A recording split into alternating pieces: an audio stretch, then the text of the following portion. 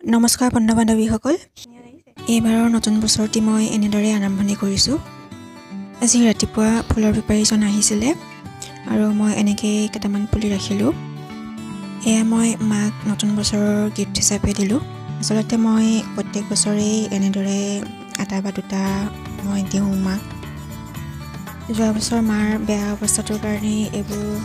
দিব পৰা নগ'লে আচলতে সেইটো কণ্ডিশ্যনেই নাছিলে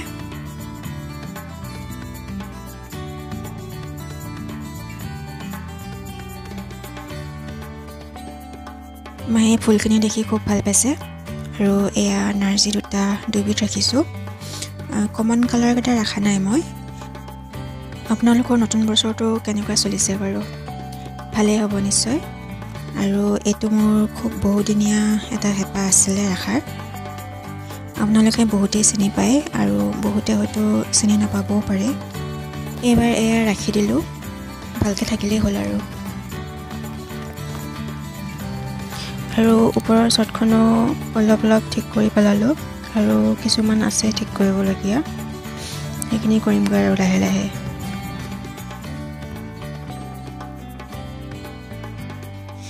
এয়া ভালকৈ দেখুৱাই দিছোঁ ৰ'ব এইজোপা পইণ্টছেটিয়া আৰু এইটো এটা কালাৰ নাৰ্জি এইটো ভোট জলকীয়াৰ পুলি আৰু এইপিনে এইটো দুটা কালাৰ মিক্স আছে কমন কালাৰ কেইটা মই ৰাখা নাইকিয়া কমন কালাৰ কেইটা চবৰে ঘৰতে থাকেই যে এইকেইটা কম থাকে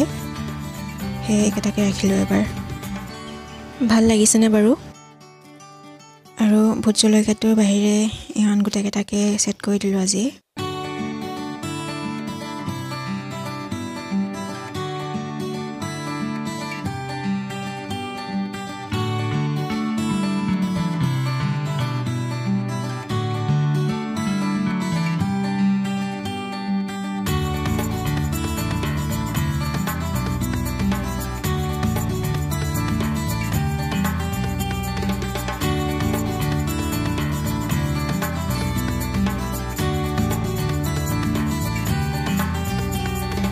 ইহঁতক ঠিক কৰোঁতে সন্ধিয়াই লাগি গ'ল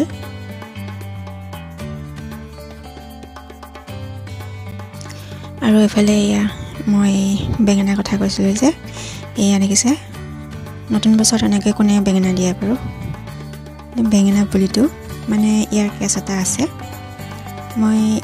যোৱাকালি ফুল ৰাখি থাকোঁতে ওচৰৰ দাদা এজনে ভোট জলকীয়াটো অৱশ্যে সেই দাদাজনে ৰাখিছিলে মই বিচৰাৰ কাৰণে তেওঁ দি দিলে মোক জলকীয়া পুলিটো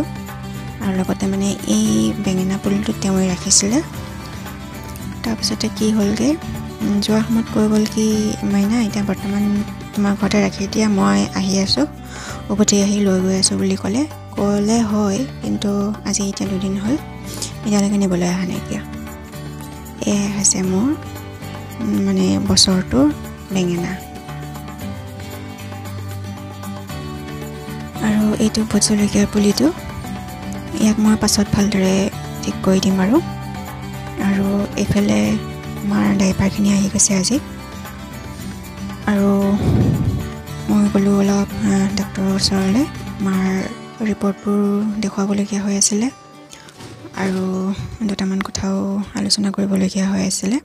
গতিকে অলপ ডক্টৰৰ লগত কথা বতৰা পাতি মেডিচিন কিছুমানো লিখি দিলে সেয়াও লৈ আহিলোঁগৈ